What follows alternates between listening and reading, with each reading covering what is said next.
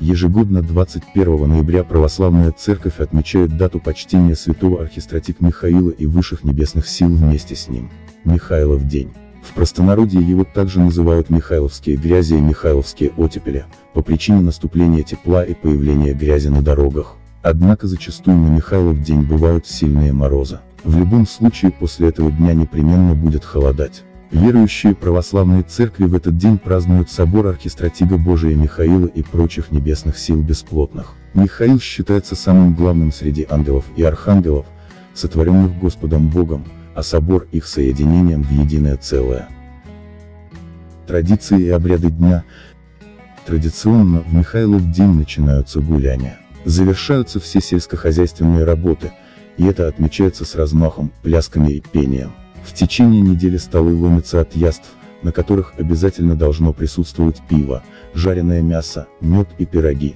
В этот день задабривается дворовый, младший брат домового. Считается, что если его не ублажить, то он покинет двор, а его место займет лихо.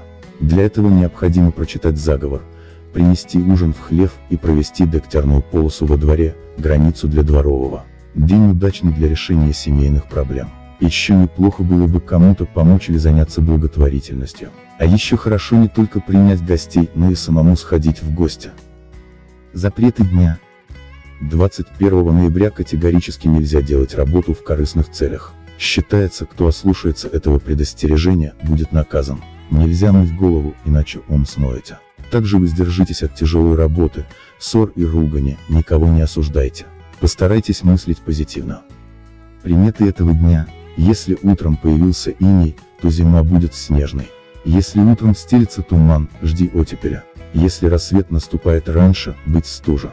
Если день выдался ясным, то скоро придут крепкие трескучие морозы. Если на деревьях осталось мало шишек, а на дубе много желудей, то зима будет мягкой теплой. Приметы в Михайлов день подсказывали, какой будет зима и весна, и не сулил очень снежную зиму, а мокрый снег дождливую весну.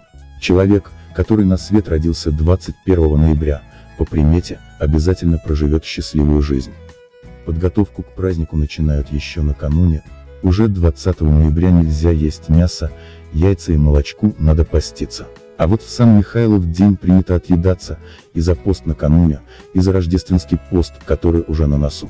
Поэтому в Михайлов день можно и нужно накрывать праздничный стол, принимать и угощать гостей, собственно, ходить в гости, мириться, особенно с родственниками, молиться святому о защите и помощи, особенно в семейных делах. Архангел Михаил – главный защитник людей от зла среди представителей небесного воинства.